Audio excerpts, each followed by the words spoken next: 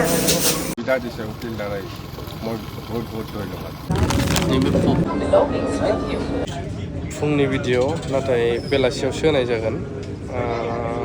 हाग्रामा mullet सारा मा फोरमायनाय शिबसागराव थांनानै जे जायगायाव दैबाना जानाय ससे नायग्रानि सुबिधा दिছে উকিল দ্বাৰাই মই বহুত বহুত ধন্যবাদ। আপোনালোকে কি কি সামগ্ৰী লৈ বৰ্তমান আহিছে? এতিয়া লৈ অহাটো আমি চিম্পল এনে বিছনা চাদৰ লৈ আহিছোঁ 10,000 পিচ আৰু আঁঠুৱা লৈ আহিছোঁ 10,000 পিচ, পেনেল বটল লৈ আহিছে 10,000 পিচ আৰু ব্লিচিং পাউডাৰ পেকেট লৈ আহিছোঁ। বহুত লাগিব মই দিম আৰু আমাৰ টীম আকৌ BTCৰ পৰা কাউন্সিল টীম আহিব সেই সময়ত আৰু বহুত বস্তু আহিব। এইটো যথেষ্ট নহয়। এতিয়া 1 মাহ 2 মাহ পিছত ইহঁতক যে ভালকৈ ছেটেলমেণ্টৰ কাৰণে কিবা এটা ব্যৱস্থা কৰিব লাগে এইটো মই অকিল দাদাৰ লগত আলোচনা কৰি পেলাই মই যি পাৰে সেইটো মই কৰিম। যিহেতু আপুনি ইতিমধ্যে অৱগত হৈছে যে এই বানটো কিহৰ কাৰণে মহাপ্ৰলয়টো কিহৰ কাৰণে হৈছে বুলি ভাবিছে, যিহেতু বহুত কথা ওলাইছে।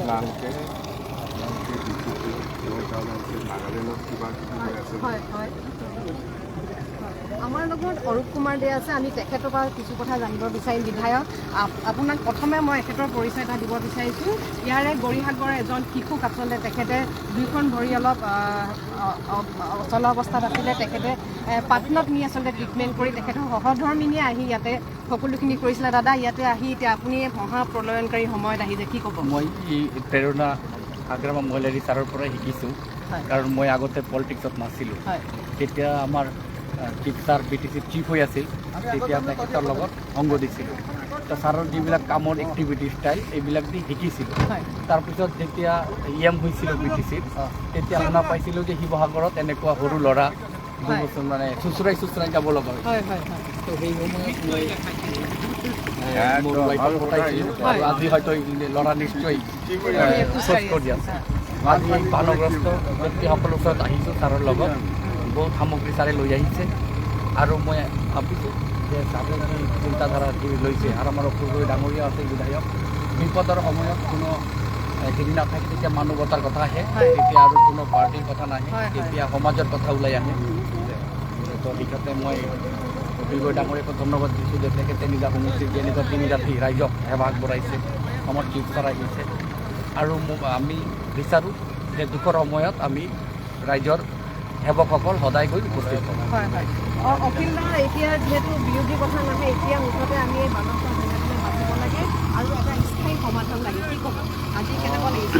মই আজিৰ দিনটো মোৰ জীৱনৰ কাৰণেও এটা গুৰুত্বপূৰ্ণ দিন বুলি ভাবিছোঁ, কাৰণ BTCৰ চিফ হাগ্ৰামা মহিলাৰী দাদা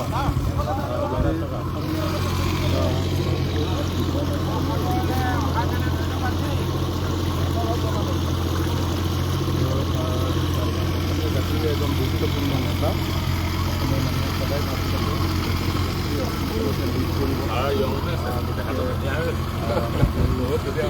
আমাৰ ইয়ালৈ অহাৰ কাৰণে ধন্যবাদ জনাইছোঁ। তেখেতে সুদা হাতেৰে অহা নাই, হাগ্ৰামা মহিলাৰীয়ে এতিয়াও কাকো সুদা হাতেৰে যাব আজি সুদা হাতেৰে তেখেতে অহা নাই। আমাৰ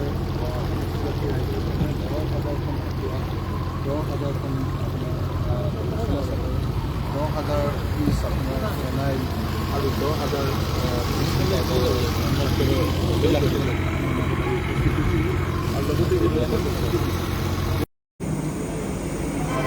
वंदे भारत।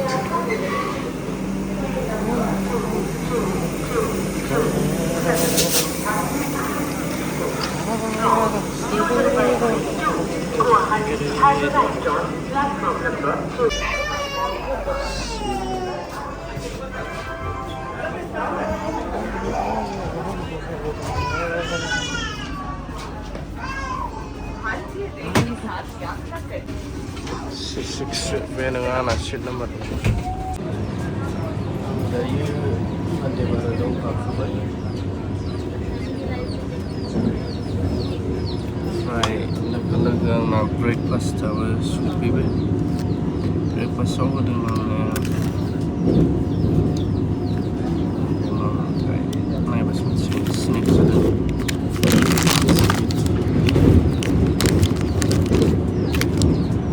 लासै लासै सानि थाखाय नायग्रोनोसै आं मा मा मोनदों जानानै लानायसै आं जेबो जाबोआखै ओमफ्राय आङो फुडखौहाय भेज इनक्लुड खालामदोंमोन भेजयैनो फैबाय मा मा फैदोंनो थारमाने देखायनि नैबे थांनानै थासान्दियाव जेखि प्रब्लेम फैया सान्थि थानांगौ खुसि थानांगौ मानो होनोब्ला बे संसाराव दायो जोङो एसे पार्ट अफ लाइफ गासैबो पार्ट अफ लाइफ गासैबो जों मा खालामगासिनो सिनेमा शुटिं बायदि खालामगासिनो आं बिदि साननानै लायो आरो थांनानै थासान्दियावनो बेराय जा लों जा गोसोआव फैयो माव मोजांखौ आरो बेयाव खायफा सहायनो हायैबो थायो जायहा मा सानो लेट देम इगनर माने बिसोरखौबो इगनर खालामनो ओमफ्राय नोंबो इगनर खालाम बिदि सानो आं इगनर देम बिसोरबो इगनर आङो मा मा मोनखो दा बिस्किट जाहैगोन दा भेज आं भेजखौनो अर्डार होदों ब्रेड नैबे जाग्रोनोसै लोगो लोगोनो नैबे सिस्टारा आंनो हट वाटार होबाय सानि थाखाय आइ आरो आफाया जिहेतु जेबो दाय गैयामोनब्लाबो आंनि थाखायनो अलखदाव फैनांबायब्ला आंनो खारनांगोन दा आङो बेनि थाखायनो खारगासिनो माने गाखोनानै खारगासिनो ट्रेनजोंहाय गाज्रियाथ' संसारनि मादाव एमजियानो गाज्रि जाहैखाबाय नालाय आं गुबुना मा सानो मा थायो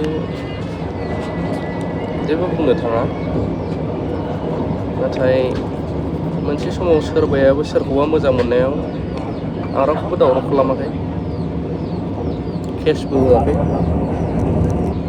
दिनै फिन बे आंनि एक्सपिरियेन्स नंला गोदान एक्सपिरियेन्स नङा बे केसा आंनि थाखाय सिगांनिफ्रायनो मोनबोबाय थानाय ओंखायनो खारनोसै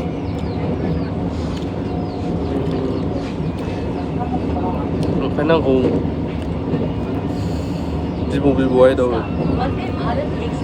बिफानि जोबथा गोरोन्थि जोनोम होनायानो बेनो जाहैबाय नोंगौबो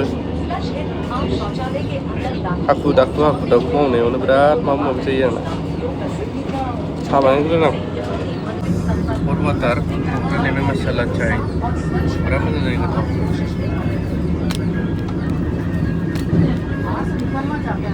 दासो मोजां नायदों टमेट' सस बिनि थाखायबो जों ओमफ्राय मिक्स फ्रुट जाम सुगारनि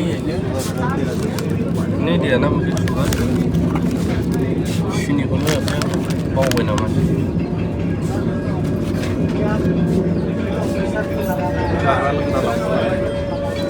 एक्सुवेलि बिसोरो वाटारावनो सुगार एड खालामनानै लाबोदों ओमफ्राय आं सुगार बिहरबावसो नांथारला नैबे पपकर्न ओमफ्राय नैबे वाइप खालामनायनि थाखाय बेखौ ब्रेडजों जानोसै आं सिगोन केचाप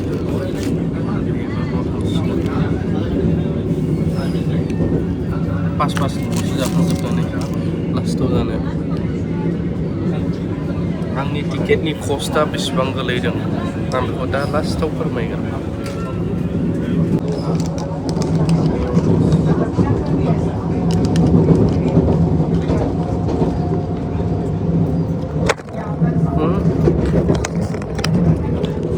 स्टेप दिला हमग्राबो गैला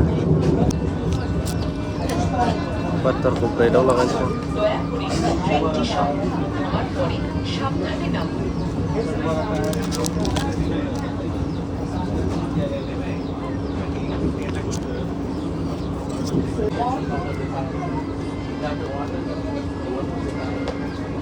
Please deboard carefully only after the train has come to a commuting halt. To take all your belongings with you.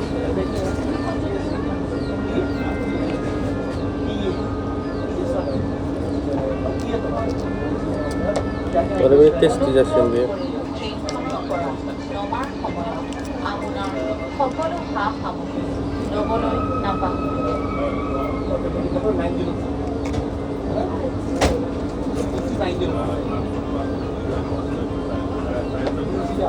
ভারতীয় রেলওয়েতে ভ্রমণের জন্য আপনাকে ধন্যবাদ।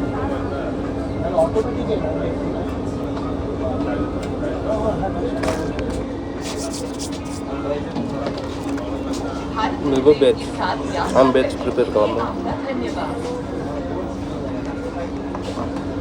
मजा